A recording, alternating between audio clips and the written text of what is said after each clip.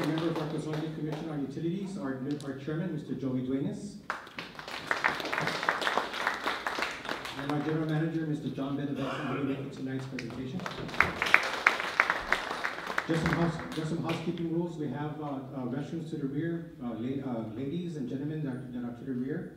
We also have exits to my left, to my right, your left, another one over there, my left to your right. And tonight's meeting tonight's public meeting rather, is for the authorities proposed new power plant and new area to rezone our planned rezoning meetings. And with that, I'd like to invite up Mr. Felix Benavente to do some preliminary openings. Felix? Thank you, Art. We're going to make this real short. We respect your time and we thank you for coming and participating in this outreach effort. This is not a public hearing. This is not a required meeting. This is part of Guam Power Authority's public outreach effort to go out and reach out and get the community informed of what is being planned and what the Power Authority is thinking. So those of you that got letters and got invited, we just did research and reached out to 1,000 feet from the property. Those of you who heard about the event and decided to come, we appreciate your time. But again, this is not a legally required public hearing. This is just a public outreach effort, part of Guam Power Authority's attempt to let the public know what the board and the organization is planning on doing for Guam's future. So the event tonight is very simple. We're going to explain, the general manager, John B., is going to explain what is proposed for this area and why it's needed. And then I'll go ahead and do a little bit of why this location. And then we'll do a Q&A, real quick Q&A, and they'll be jotted down on the board with a flip chart over there. So that'll then conclude a meeting. We have some refreshments if you need some.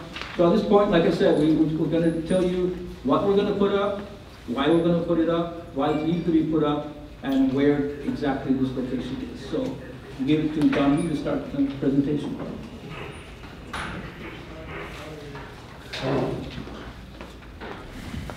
Thank you, Felix. Thank you everyone for being here tonight. And again, like Felix mentioned, what we want to do is really provide information as to what the Power Authority is working on. Again, more to meet the needs of the ratepayers of Guam. We did say short, so I cut the presentation down from about 70 pages down to 12. No? So I hope that's short enough, maybe 15 minutes at the most. But again, question and answers from there. And we do have a lot of information throughout, because we have been doing a lot of work in trying to understand, what are the intricacies of this site and how it may fit the need for the new power plant. So first of all, why do we need a new power plant? And I hope people can see this. If not, you can get a copy of the presentation later.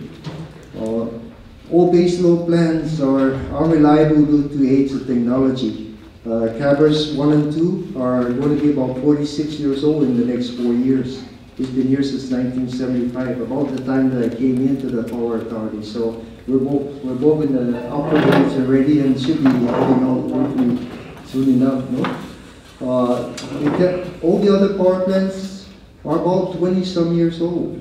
The average age of the power plant in the States is about 20 years old.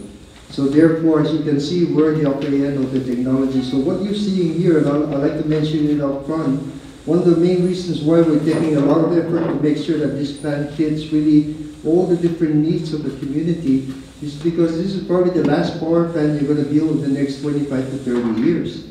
This power plant, together with renewables that we are putting, and as you will soon see, that will be awarded to lower our cost of rates and also stabilize it. You need a power plant like this to work with that so that we can add more and more in that, and then come to the point where we don't have to come running to the PUC to adjust the rates because oil prices have been rising to the ceiling and so forth, just like it has been recently. No? It burns the old power plants, they burn heavy oil. Their sulfur content is anywhere from 1.5 to 2.5% sulfur.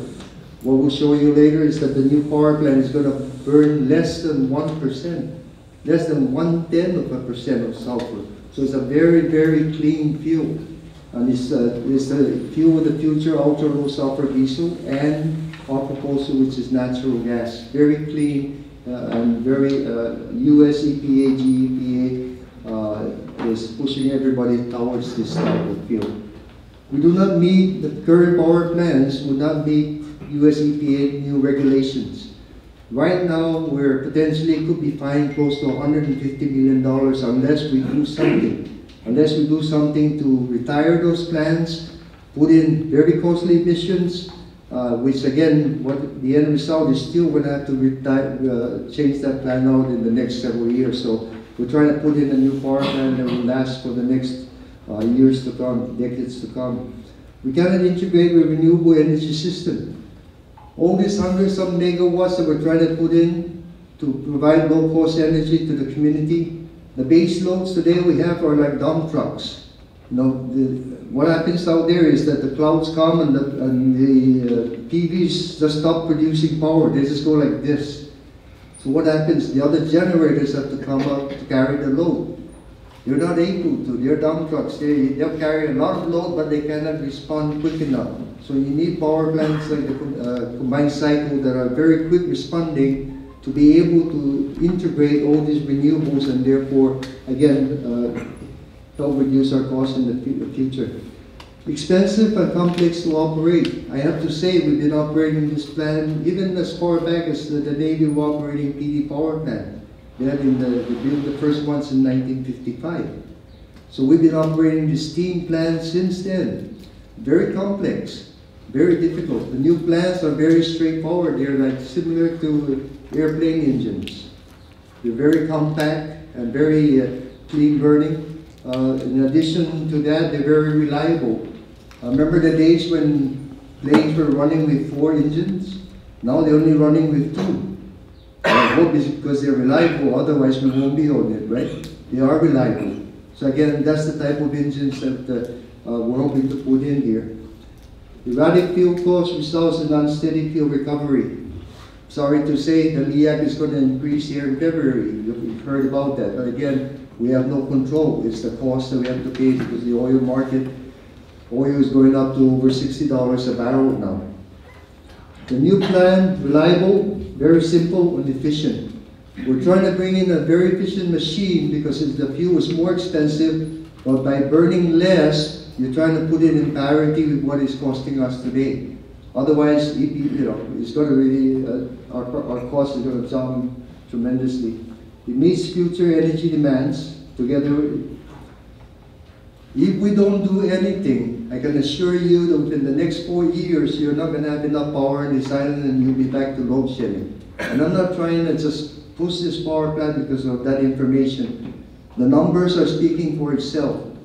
We only have enough engine capacity to last us over the next 4 years. We got to do something. Otherwise, forget about new developments. Forget about those that want to expand here and there. That's going to happen where we're not going to have that capacity. So again, we have an opportunity to put this in so that in the next 4 years, as the machines are costing down, the new power plant can take us now for the next few decades.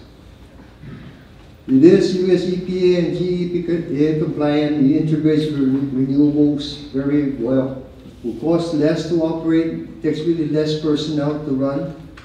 Diverse fuel sources will result in stabilized fuel rates. How is that going to happen? We're going to burn ultra-low sulfur diesel. That's clean fuel. But as you can see, fuel prices are going this way. So the alternative is this plant can also burn natural gas. Natural gas is a lot cheaper, and there are more sources now, and actually more sources coming from the USA. So our calculations is that the economics of natural gas comes in when oil is about $60 a barrel, which is about now. So therefore, this power plant will be moving forward, but I won't be too surprised in the next year or two, a decision is made that we will also bring in natural gas. So what happens? If oil goes this way, natural gas will burn, stabilize it.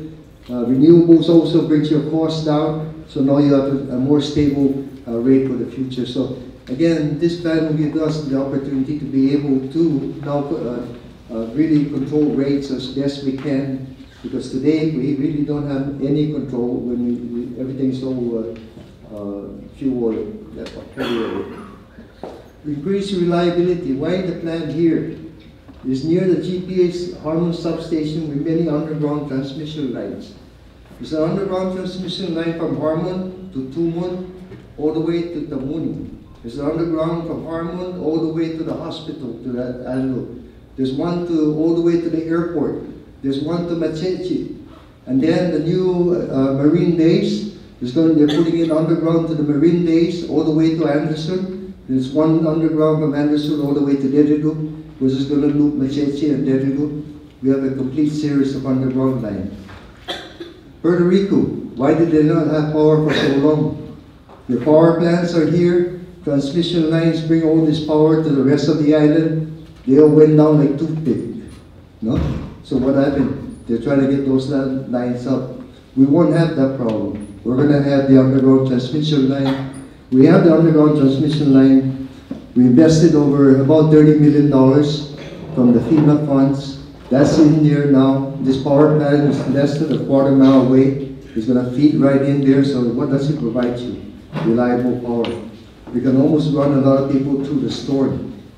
Right now, to bring power, we have to go all the way from Cabras, all the way to the mountains, up to Sinahanya, into Agana, then Agana to all the way around to get to Harmon substation.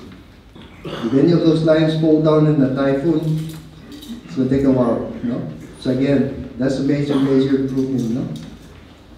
Potential continuous plant operation in typhoon. I mentioned recovery again after typhoon squeak.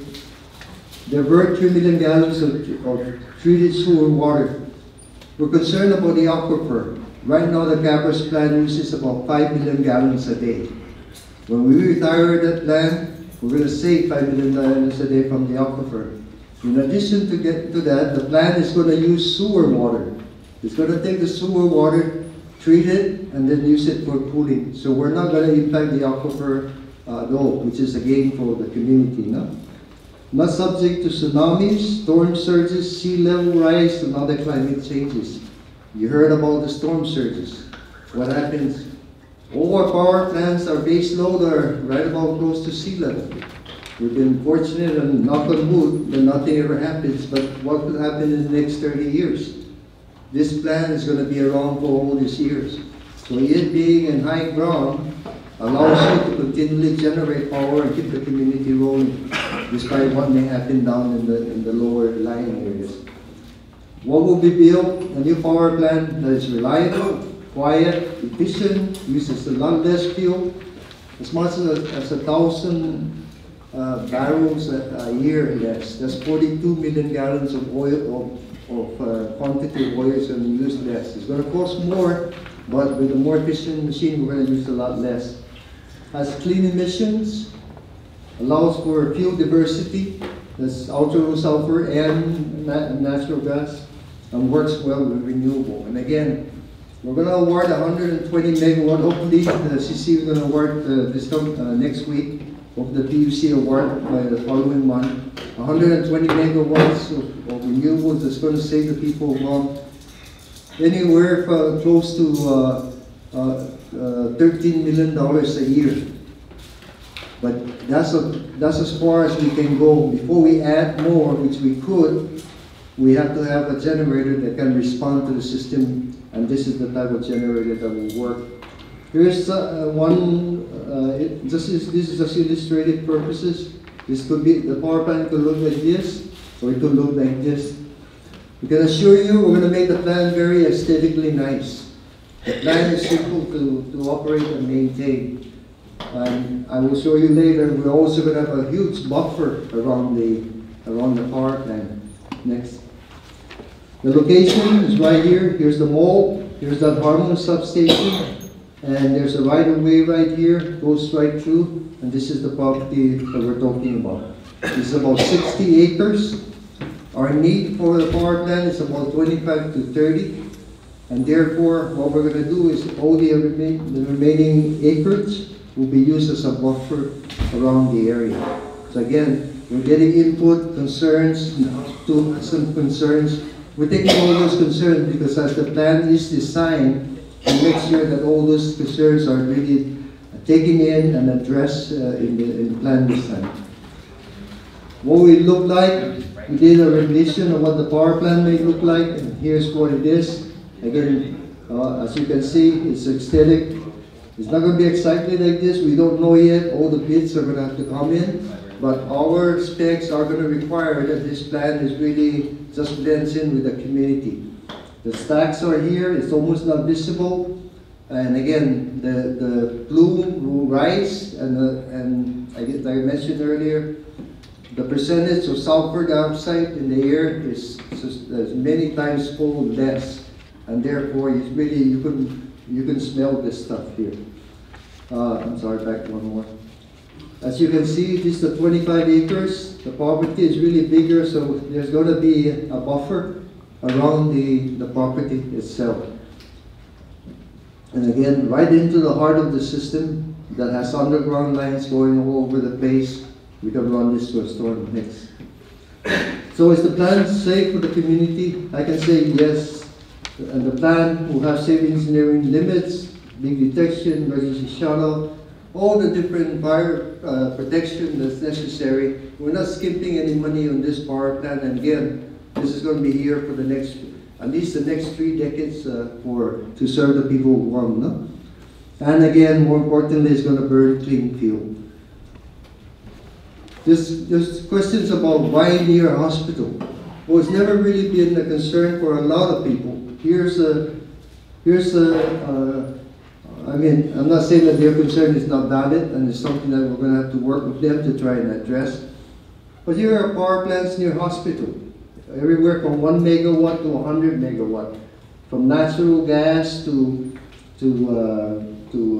fossil fuel in the facility. So again, it's not unusual to have power plants next to a hospital, especially this type of power plant that we're building. Next. Here's one. And again, if you want to find out a little bit more, just Google power plants near to hospital. I did it last night or the night before. Well, in fact, the hospitals are putting in the power plants within themselves to try and save money. They're burning ultra low sulfur diesel in their boilers. And again, it's the same diesel that we're going to be burning on this island. So again, there are a lot of things that need to be looked at because it's not really unusual to see that. Here's the power plant here, your storage tanks here, look at the hospitals here, commercial entities all around. Another one, we just have 2 samples. Another one is right here. There's the Halang Energy Park, right close to residential areas, less than about, again, 250 feet. There's a store here in residential areas, but again, an energy park producing energy. Again, the type of plant, combined cycle units burning natural gas or ultra-low sulfur diesel. Next. So in summary, we really need the new Okudu baseload plan. It's clean, reliable, quick post-typhoon recovery, can run through a storm for those that are underground, compatible, and again, the plan is now for GPA to go underground with the system. Some of you may know that we've been doing hybrid underground system where we put transformers underground and then we underground to the homes. Dedigo had like about 400 homes. We just did Agate Sanarita. Talapopo has some. We're going through all the different areas of the villages. So I don't think I'll see it in my lifetime, but over the next 30 years, we're probably going to see a lot of the island underground. So that makes this capability to run during storms much more valuable. More stable fuel costs. It meets our future energy demand. We don't have enough base loads today, like I mentioned earlier. It is safe and it is necessary. So again, that's my presentation tonight. We do have a lot of information. I didn't mention it. I think I skipped through about it's not over the aquifer. Anything that happens there heads out towards the ocean. It doesn't go back to the aquifer, so that's protected. All the plan again will be designed to make sure that it is, there was a concern about a fire in for the tanks.